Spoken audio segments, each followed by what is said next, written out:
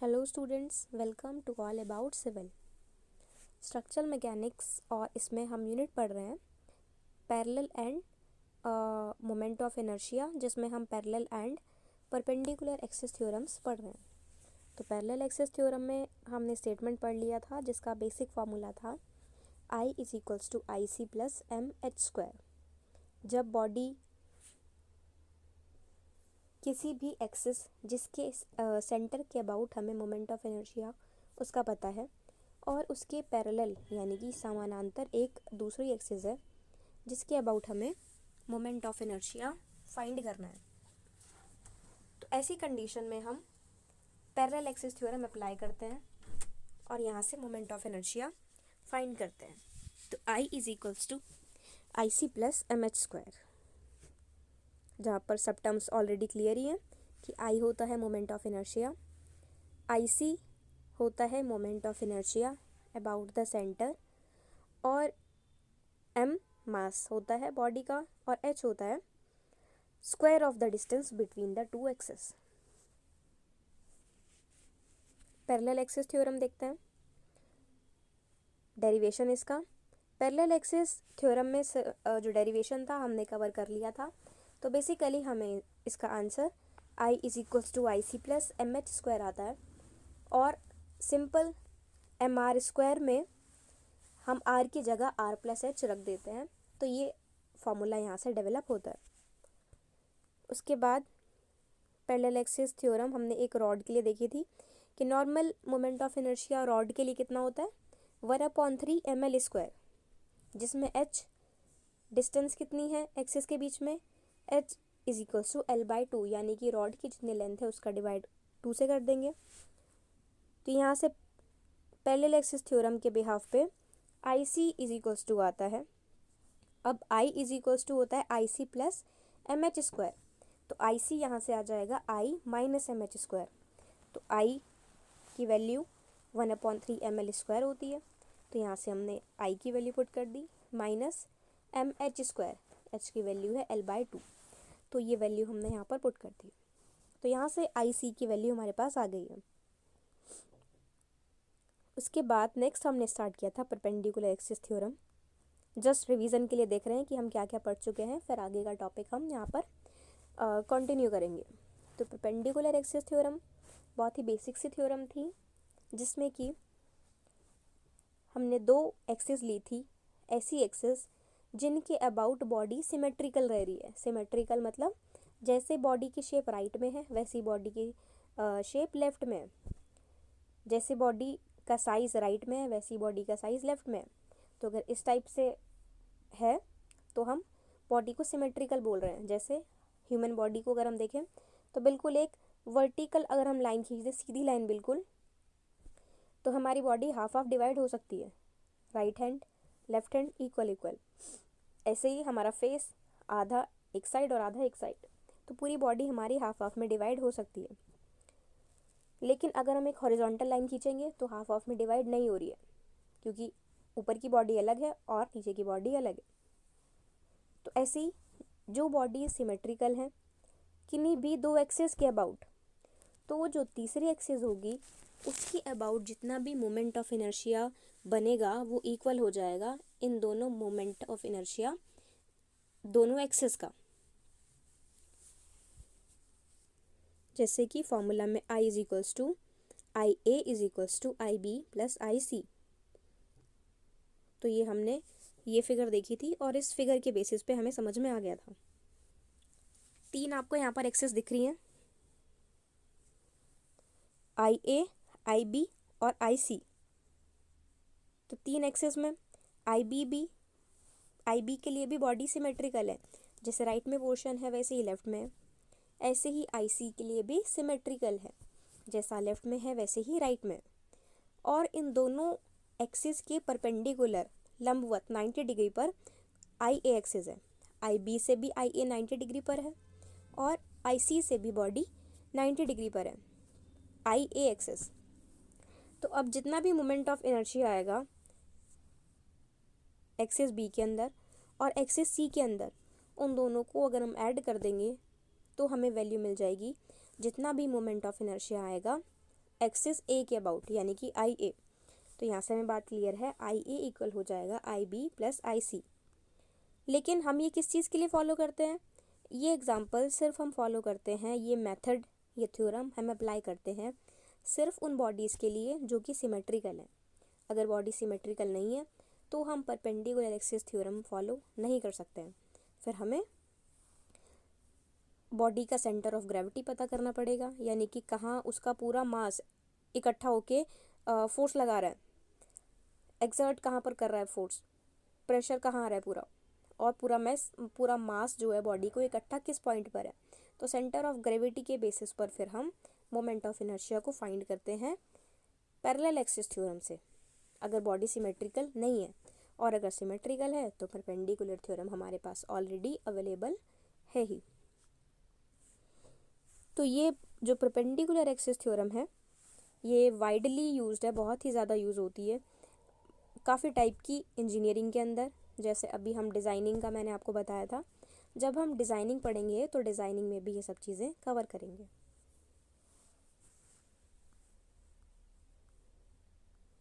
उसके बाद हमने एक क्वेश्चन देखा था जिसमें कि मोमेंट ऑफ इनर्शिया था एक बॉडी का परपेंडिकुलर एक्सिस के अलोंग, अगर हम सेंटर ऑफ ग्रेविटी को देखते हुए फाइंड कर रहे हैं तो ये था 50 kg मीटर स्क्वायर, और बॉडी का मास भी हमें वैल्यू गिवन थी, और हमें एक पैरेलल एक्सिस पर फाइंड करनी थी।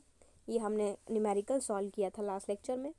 तो जस्ट फार्मूला का यूज़ है यहाँ पर, I is equals to I G plus M H square. एक ही फॉर्मूला याद करना, टर्म्स को अलग अलग याद मत करना। I is equals to I G plus M H square, जैसे h डिस्टेंस था तो यहाँ पर b मत लर्न करना, h ही याद करना। I is equals to I G plus M H square. अब आई जी क्या होता है? आई जी होता है मोमेंट ऑफ इनर्शिया सेंटर के अबाउट, ठीक बात है। m है मास और h है डिस्टेंस कितना है दोनों एक्सिस के बीच में। एक तो जिसका हमें ऑलरेडी पता है, एक एक्सिस जिसका हमें फाइंड करना है मोमेंट ऑफ इनर्शिया, तो इन दोनों एक्सिस के बीच में डिस्टेंस कितना है, इसको मीटर में कन्वर्ट किया और यहाँ से हमने फॉर्मूला में सीधा वैल्यूज पुट कर दी और हमारे पास आंसर आ गया।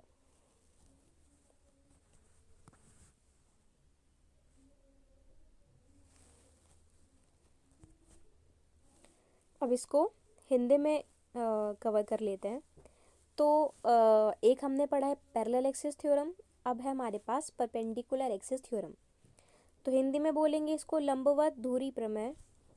लंबवत अक्ष प्रमेय बताता है कि किसी भी विमान निकाय के लिए किसी भी अक्ष के बारे में मोमेंट ऑफ इनर्शिया जो विमान के लिए लंबवत है, शरीर के विमान में किसी भी दो लंबवत अक्षों के बारे में जड़ता के क्षण यानी कि मोमेंट ऑफ इनर्शिया के योग के बराबर है, जो विमान में पहले अक्ष को काटता है। अब इसका फॉर्मूला क्या है? इसका फॉर्मूला है लंबवत एक्सिस प्रमेय। सूत्र क्या है? I A is equals to I B plus I C. ये डायग्राम था। एक इंजीनियरिंग अनुप्रयोग में कहें कि हमें एक शरीर के जड़ता के क्षण को खोजना है, लेकिन शरीर अनियमित रूप से आकार का है, और इन मामलों के क्षण में हम किसी भी बिंदु पर जड़ता के क्षण को प्राप्त करने के लिए समानांतर अक्ष प्रमेय का उपयोग कर सकते हैं। जब तक हम शरीर के गुरुत्वाकर्षण के केंद्र को जानते हैं, यह अंतरिक्ष भौतिकी में बहुत ही उपयोगी प्रमेय है, जहाँ अंतरिक्ष शिल्प उपग्रहों की जड़ता के क्षण यानी कि मोमेंट ऑफ इनर्शिया, जड़ता के क्षण, वो पूरा हिंदी में कन्वर्ट हो गया। उसका मतलब आप मोमेंट ऑफ इनर्शिया ही समझना है यहाँ पर। तो मोमेंट ऑफ इनर्शिया यहाँ से हम फाइंड कर सकते हैं। फिर हमने एक क्वेश्चन देखा था, यदि गुरुत्वाकर्षण के केंद्र से गुजरने वाली लंबवत धुरी के साथ किसी पिंड की जड़ता का क्षण 50 किलोमीटर स्क्वायर है और शरीर का द्रव्यमान 30 किलोग्राम है, एक ही पिंड के साथ उसी पिंड की जड़ता का क्षण मोमेंट ऑफ इनर्शिया क्या है, जो कि वर्तमान अक्ष से 50 सेंटीमीटर दूर है और इसके समानांतर है। तो सिंपल जो क्वेश्चन था, I is equals to I G plus M H का स्क्वायर। तो सारी वैल्यूज हम पुट कर देंगे, तो यहाँ से हमें क्लियर है। हिंदी में भी हमने यहाँ से इसको कवर कर लिया। तो क्वेश्चन आप हिंदी में देख लो यहाँ से और इसका स्क्रीनशॉट ले लेना। तो इसके बाद कुछ इंपॉर्टेंट क्वेश्चंस हैं, वो अब क्वेश्चन इसके बाद देख लेते हैं। हिंदी में हमने कवर कर लिया है। क्वेश्चन है when to use parallel axis theorem. Parallel axis theorem को हम कब यूज़ कर सकते हैं? तो parallel axis theorem is used for finding the moment of inertia of the area of a rigid body whose axis is parallel to the axis of the known moment body and it is through the center of gravity of the object। यानी कि हमें parallel axis theorem कब use करनी है, हमें कब वही formula लगाना है, ये हमें कैसे पता चलेगा? तो कैसे पता लग रहा है? पैरेलल एक्सिस थ्योरम को हम यूज़ करते हैं मोमेंट ऑफ इनर्शिया फाइंड करने के लिए किसी भी रिजिड बॉडी के लिए। रिजिड बॉडी वो होती है जिस पर अगर फोर्स लगे तो उसकी शेप चेंज नहीं होती है, तो ऐसी बॉडी को हम बोलते हैं रिजिड बॉडी। तो मोमेंट ऑफ इनर्शिया किसी भी रिजिड बॉडी के लिए जब हम फाइंड करते हैं और ये रिजिड बॉडी किसी एक्सिस से पैरेलल होती है, कौन सी एक्सिस से पैरेलल होती है? जिसका हमें सेंटर के अबाउट मोमेंट ऑफ इनर्शिया पता है। जैसे लास्ट क्वेश्चन हमने न्यूमेरिकल जस्ट सॉल्व किया है, तो इस क्वेश्चन के अंदर हमें एक एक्सिस थी, इस एक्सिस का नाम सपोज ए एक्सिस मान लो, तो ए एक्सिस के अबाउट जितना भी मोमेंट ऑफ इनर्शिया आ रहा था हमें पता था कि कितना मोमेंट ऑफ इनर्शिया आ रहा है, क्वेश्चन में हमें दे रखा था। और फिर हमें बॉडी का मास भी पता था कि कितना मास है बॉडी का। तो अब एक और एक्सिस हमें दी गई है जिसका मोमेंट ऑफ इनर्शिया हमें फाइंड करना है। लेकिन एक चीज़ हमें पता है कि जिस एक्सिस का हमें मोमेंट ऑफ इनर्शिया पता है वो, और जिसका हमें फाइंड करना है, पता लगाना है, वो दोनों एक्सिस पैरेलल हैं, यानी कि समानांतर है, एक फिक्स डिस्टेंस पर है और पैरेलल है। तो अब जब ऐसी कंडीशन होगी तो ऐसी कंडीशन में हम moment of inertia parallel axis का इजीली फाइंड कर सकते हैं। तो पैरेलल एक्सिस थ्योरम लगा के हम यहाँ से इजीली मोमेंट ऑफ इनर्शिया ऐसी एक्सिस का फाइंड कर सकते हैं। अगर आपको क्वेश्चन में ही दे दे कि परपेंडिकुलर है और सिमेट्रिकल है तो हमें पता ही चल जाएगा कि हमें परपेंडिकुलर एक्सिस थ्योरम लगाना है। लेकिन अगर एक्सिस पैरेलल की बात कर रहे हैं और फिक्स्ड एक्सिस का पता है तो हम पैरेलल थ्योरम वहाँ पर लगाएंगे। तो आप ये क्वेश्चन रीड करो।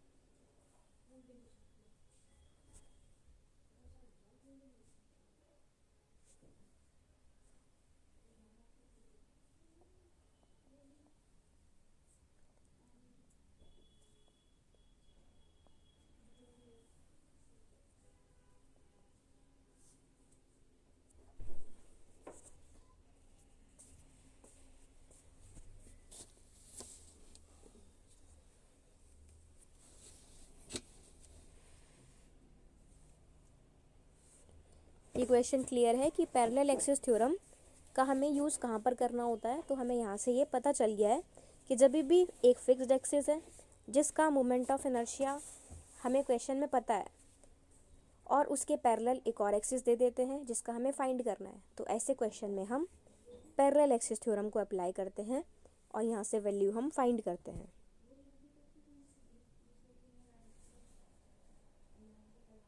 इसके बाद नेक्स्ट क्वेश्चन देखते हैं। नेक्स्ट क्वेश्चन है, इसके बाद नेक्स्ट क्वेश्चन देखते हैं, what are the applications of perpendicular axis theorem. Perpendicular axis theorem की एप्लीकेशंस क्या है, यानी कि जो परपेंडिकुलर एक्सिस थ्योरम है हम उसको कहाँ कहाँ पर यूज़ करते हैं। Following are the applications of perpendicular axis theorem. जो अभी हमने थ्योरम पढ़ी थी सेकंड वाली, जिसमें कि सिमेट्रिकल बॉडी चाहिए होती है दो एक्सिस के साथ, और उससे हम तीसरी जो परपेंडिकुलर एक्सिस है उसका मोमेंट ऑफ इनर्शिया वहाँ से फाइंड कर लेते हैं। तो उसका क्या एप्लीकेशन है, उसका क्या यूज़ है? तो उसका यूज़ ये है, पहला point, the calculation of the moment of inertia about the third axis is possible with the help of perpendicular axis theorem. तो सबसे बड़ा फ़ायदा है कि हमारा काम बच गया, यानी कि हमें एक्स्ट्रा काम नहीं करना पड़ा है। क्यों? क्योंकि दो एक्सिस का हमने फाइंड कर लिया है मोमेंट ऑफ इनर्शिया, तो तीसरी को ज़्यादा मेहनत नहीं करनी पड़ेगी। तीसरी एक्सिस का हम दो एक्सिस के मोमेंट ऑफ इनर्शिया को ऐड करके ही निकाल सकते हैं मोमेंट ऑफ इनर्शिया। तो हमारा यहाँ पे काम आसान हो गया है, टाइम भी बच गया क्वेश्चन करने में। तो सबसे बड़ा फ़ायदा तो यही है कि हमें जो थर्ड एक्सिस है उसका मोमेंट ऑफ इनर्शिया ईजिली हम फाइंड कर पा रहे हैं। Moment of inertia for 3 dimensional objects can be determined by using the perpendicular axis theorem. Moment of inertia 3 dimensional object के लिए हम फाइंड कर सकते हैं परपेंडिकुलर एक्सिस थ्योरम से। यानी कि कोई भी ऐसी बॉडी है जो 3 डायमेंशनल है, तो आप अपने आसपास जितनी भी चीज़ें देख रहे हैं वो 3 डायमेंशनल है। चाहे आप अपने रूम में बैठ के टीवी देख रहे हैं, टीवी भी 3 डायमेंशनल है। आपके हाथ में फ़ोन है, फ़ोन भी 3 डायमेंशनल है। ऐसे ही अगर आपके रूम में अलमारी है, वो भी 3 डायमेंशनल है। जितनी भी टेबल है, चेयर है, हर एक चीज़ जो आप देख सकते हो वो 3 डायमेंशनल है। तो जितनी भी 3 डायमेंशनल चीज़ें हैं उनका मोमेंट ऑफ इनर्शिया हम फाइंड कर सकते हैं परपेंडिकुलर एक्सिस थ्योरम से। ये बात हमें यहाँ से क्लियर हो गई बिल्कुल। तो ये पॉइंट रीड कर लो क्वेश्चन कि जो परपेंडिकुलर एक्सिस थ्योरम है उसका यूज़ क्या क्या है।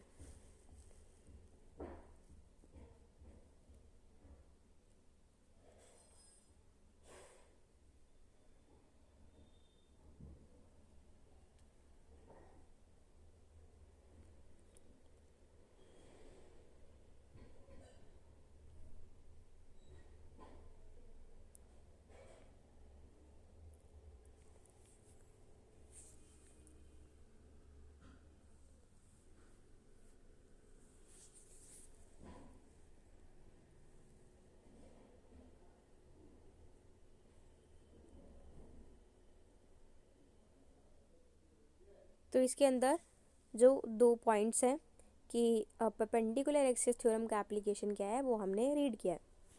नेक्स्ट क्वेश्चन देखते हैं। What is the relation between the H vertical axis, I a moment of inertia and K radius of gyration in terms of perpendicular axis. यानी कि परपेंडिकुलर एक्सिस थ्योरम जो है उसके बेसिस पर अगर हम बात कर रहे हैं तो रिलेशन क्या होता है। एच होती है वर्टिकल एक्सिस, आई होता है मोमेंट ऑफ इनर्शिया और के होता है रेडियस ऑफ गायरेशन। तो रेडियस ऑफ गायरेशन हम पढ़ चुके हैं। रेडियस ऑफ गायरेशन में हम टॉपिक कवर कर चुके हैं रेडियस ऑफ गायरेशन। फिर भी जस्ट हम एक और बार देख लेंगे कि रेडियस ऑफ गायरेशन क्या होता है। जब मैंने बताया भी था कि टॉपिक इम्पॉर्टेंट है, ये रिपीट होने वाला है। तो relation between vertical axis, moment of inertia and radius of gyration. तो रिलेशन क्या है। The relation between H vertical axis, I moment of inertia and K radius of gyration in terms of perpendicular axis. अब क्या relation है। I Z Z is equals to I X X plus I Y Y. इसका मतलब क्या है, जैसे हम graph बनाते हैं तो एक तो एक्स एक्सिस होती है, एक वाई एक्सिस होती है। तो अगर हम पूरे एक्स की बात कर रहे हैं तो हम उसको बोल रहे हैं एक्स एक्स एक्सिस। एक पॉइंट को एक्स बोल रहे हैं, फिर जो दूसरा पॉइंट है उसको भी एक्स बोल रहे हैं। तो moment of inertia x x axis पर कितना है, जो हॉरिजॉन्टल लाइन है उस पर जितना मोमेंट ऑफ इनर्शिया आएगा उसको हम आई एक्स एक्स बोल रहे हैं। और जो वर्टिकल है वाई होती है वाई एक्सिस, तो वाई वाई के अबाउट कितना मोमेंट ऑफ इनर्शिया है, ये आई वाई वाई में आएगा। तो आई जेड जेड इक्वल होता है I X X plus I Y Y. I Z Z is equals to I X X plus I Y Y. तो ये रिलेशन होता है जो भी 2 ऐसी डायमेंशंस हैं जो कि सिमेट्रिकल है जिनके अबाउट, तो इन दोनों की जो परपेंडिकुलर डायरेक्शन होगी, इनके भी 90 डिग्री पर जो होगी, उसको हम बोल रहे हैं आई जेड जेड। तो यहाँ से रिलेशन हमें समझ में आ गया। तो अभी रीड कर लो। और जस्ट हमने अभी पढ़ा ही है कि आई जेड जेड इक्वल होता है I X X plus I Y Y के।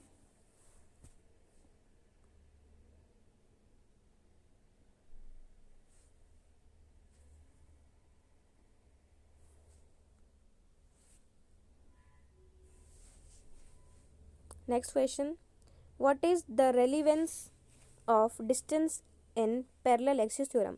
अब पैरेलल एक्सिस थ्योरम में हमने डिस्टेंस के बारे में पढ़ा है, तो इस डिस्टेंस का क्या इंपॉर्टेंस है।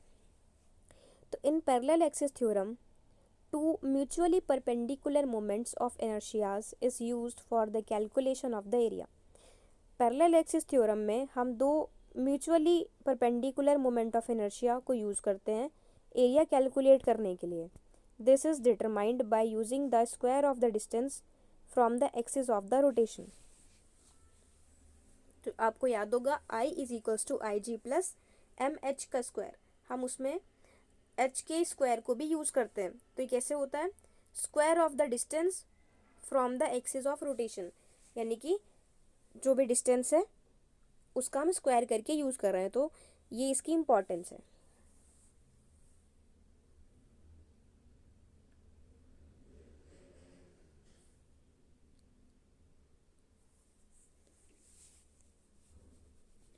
यहाँ पर जो क्वेश्चन आंसर में लिखा है इन parallel axis theorem two mutually perpendicular, perpendicular नहीं आएगा, यहाँ पर पैरेलल आएगा।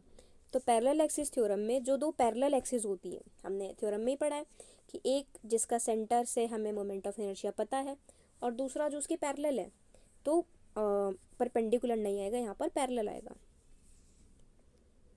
तो यहाँ से हम डिस्टेंस के स्क्वायर से हम एरिया फाइंड कर लेते हैं। Okay, next question, what is radius of gyration. Radius of gyration क्या है, what is radius of gyration. The radius of gyration is defined as the distance of a point where the whole area of the body is assumed to be concentrated from the given axis। radius of gyration हम मानते हैं कि ऐसा point है या फिर ऐसा distance है। जब हमने डिटेल में डिस्कस किया था तो हमने समझा था कि कोई भी बॉडी अगर एक एक्सिस के चारों तरफ घूम रही है, रोटेट कर रही है, तो हम मानते हैं कि पूरी बॉडी का मास जो उसका बिल्कुल सेंटर पॉइंट होता है वहाँ पर एकत्रित है, वहाँ पर इकट्ठा है, बिल्कुल कॉन्सेंट्रेटेड है। तो वो मास वो पॉइंट से लेकर एक्सिस जिसके अबाउट घूम रहा है, तो वहाँ तक जो डिस्टेंस है उसको हम बोलते हैं रेडियस ऑफ गायरेशन। एग्जाम्पल कैसे समझ सकते हैं, एग्जाम्पल है जैसे सन है बीच में, तो सन के चारों तरफ सब प्लैनेट्स घूमते रहते हैं, मरकरी, वेनस, अर्थ, हम अपनी अर्थ की बात कर लेते हैं। तो सन बीच में है, सन नहीं घूम रहा है, आसपास अर्थ उसके चारों तरफ घूम रही है। तो अब अर्थ का जो बिल्कुल सेंटर पॉइंट होगा, बिल्कुल सेंटर पॉइंट जहाँ पर हम मान सकते हैं कि अर्थ की पूरे मास को इकट्ठा कर दें, तो बिल्कुल जो सेंटर पॉइंट होगा, इक्वेटर वाला पॉइंट, तो वो सेंटर पॉइंट से अगर हम डिस्टेंस मेजर करें, सेंटर पॉइंट अर्थ के से लेकर जिस एक्सिस के अबाउट वो घूम रहा है, वो कौन सा पॉइंट है, वो है सूरज के चारों तरफ। तो सूरज के सेंटर पॉइंट से लेके सूरज की जो एक्सिस है वहाँ से लेकर बॉडी का जो सेंटर पॉइंट है वहाँ तक अगर हम मेजर कर लें, तो इस डिस्टेंस को हम बोलते हैं रेडियस ऑफ गायरेशन। तो रेडियस ऑफ गायरेशन हम मानते हैं कि ऐसा डिस्टेंस है जहाँ पूरा एरिया बॉडी का हम मानते हैं कि इकट्ठा है एक्सिस से जितनी दूर पर है, एक्सिस और जहाँ मास इकट्ठा है, ये दो पॉइंट के बीच में जितना भी डिस्टेंस होता है, इसको हम बोलते हैं रेडियस ऑफ गायरेशन। तो रेडियस ऑफ गायरेशन आप यहाँ से रीड कर लो।